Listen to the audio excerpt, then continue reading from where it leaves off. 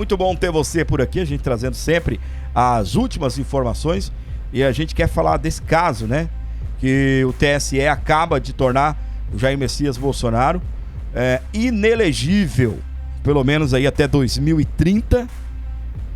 O Bolsonaro não poderá participar de eleições aí para cargos eletivos, né? Não poderá participar de disputa a cargos eletivos. O TSE forma a maioria para tornar Bolsonaro inelegível.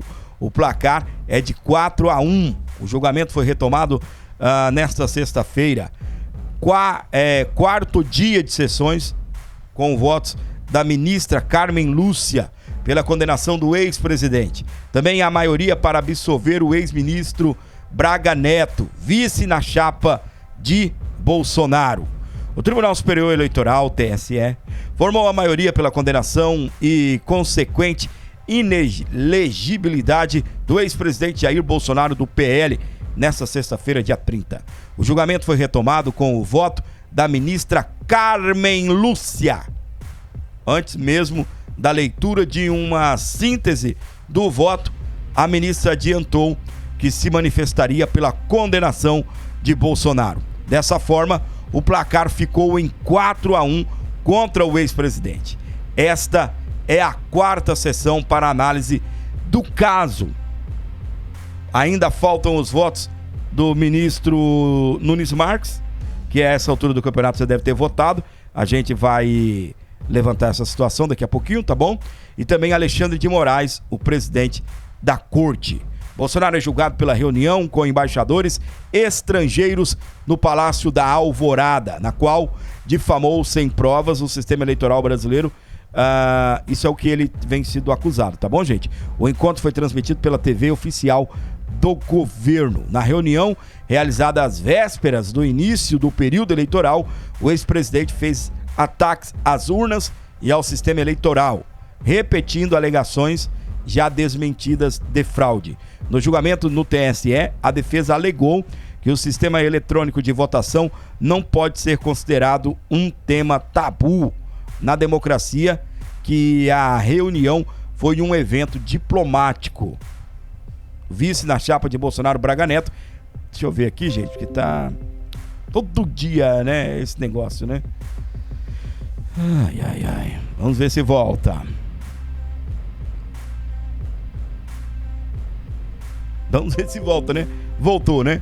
Pra você que tá me acompanhando aí, né, em outro canal também, a gente teve um pequeno problema aqui de conexão com outro canal. Já estamos de volta, né, gente? Se voltou pra vocês aí, me avisem. Se tá travando aí, me avisa, tá bom? Vamos retomar aqui a informação, tá bem?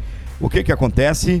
No julgamento no TSE, a defesa alegou que o sistema eletrônico de votação não pode ser considerado um tema tabu na democracia e que a reunião foi um evento diplomático. O vice na chapa de Bolsonaro, Braga Neto, que também é julgado, recebeu 5 votos pela absolvição. Portanto, já tem a maioria a favor de si. Carmen Lúcia, vice-presidente do TSE, ela disse o seguinte, o que os ministros disseram, né? Primeira a votar nessa sexta-feira, a ministra Carmen Lúcia afirmou que Bolsonaro cometeu ataques graves e contundentes a ministros do STF e também do TSE, com informações já refutadas. Segundo a ministra, é possível haver críticas ao judiciário, mas não pode um servidor público em espaço público fazer achaques contra ministros, como se não estivesse atingindo a própria instituição. Não há democracia sem poder judiciário independente, afirmou a ministra Carmen Lúcia. Carmen Lúcia também afirmou que a reunião com embaixadores teve caráter eleitoreiro e que o requisito da gravidade, ou seja, o impacto do ato no processo eleitoral, foi preenchido. Segundo a ministra, os embaixadores não eram eleitores, mas reverberam. Na terça-feira, dia 27, o relator do caso, o ministro Benedito Gonçalves, aquele do missão dada, missão cumprida, concluiu que Bolsonaro deve ser condenado por abuso de poder político e uso indevido dos meios de comunicação. Nesta quinta-feira, dia 29, 2 ministros concordaram com o relator, Floriano Marques e André Tavares. Um ministro votou pela absolvição, Raul Araújo. Qualquer ministro pode pedir vista, ou seja, mais tempo para analisar o processo, o que levaria à conclusão do julgamento para daqui a 90 dias. Mas não há essa expectativa no TSE. O que pode acontecer com Bolsonaro?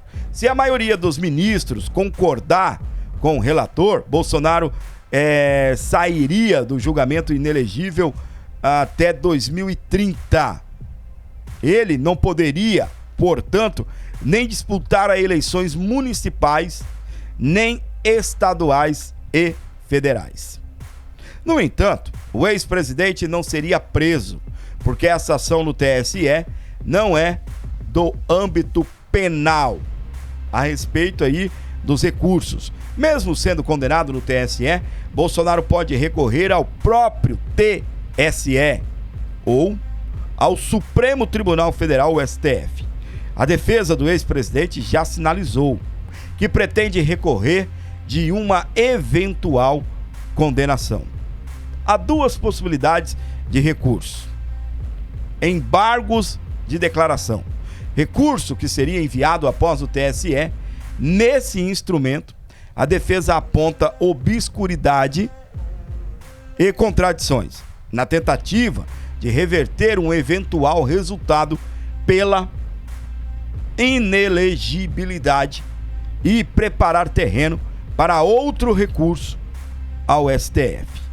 Há também a possibilidade de um recurso extraordinário. Esse seria enviado ao STF. O documento precisa apontar que uma eventual decisão do TSE pela inelegibilidade feriu princípios constitucionais. O advogado de Bolsonaro, Tarcísio Vieira, afirmou que já vê elementos para esse recurso, seguindo na linha da restrição do direito de defesa.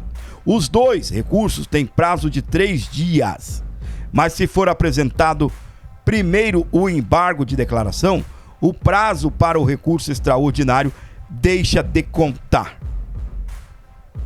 Antes de chegar ao Supremo Tribunal Federal, o recurso é apresentado ao próprio TSE, onde caberá o presidente Alexandre de Moraes verificar se os requisitos formais foram preenchidos. Uma vez o caso na Suprema Corte, os ministros que atuaram no julgamento no TSE não participam do sorteio para a relatoria, mas não estão impedidos de votar, no caso, quando ele for a plenário.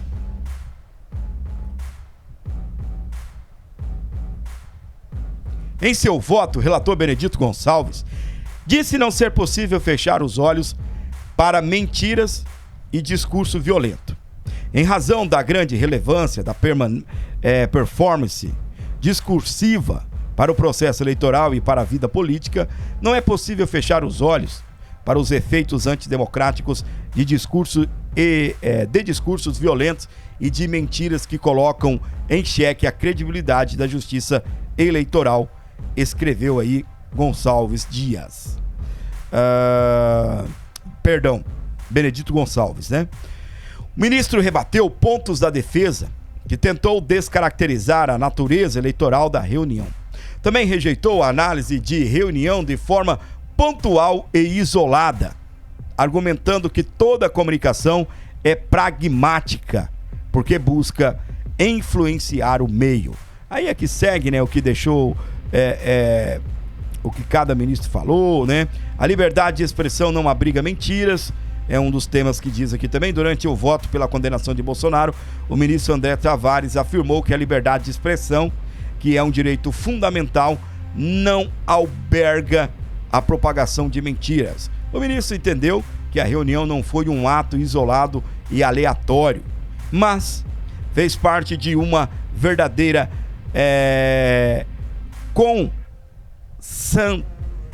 concatenação e estratégica ao longo do tempo. com finalidades eleitoreiras. Continue com a gente, ligados aqui, deixando o seu maravilhoso like, deixe um comentário nesse vídeo e também compartilhe aí para que mais pessoas possam ter acesso a esse canal, tá bom?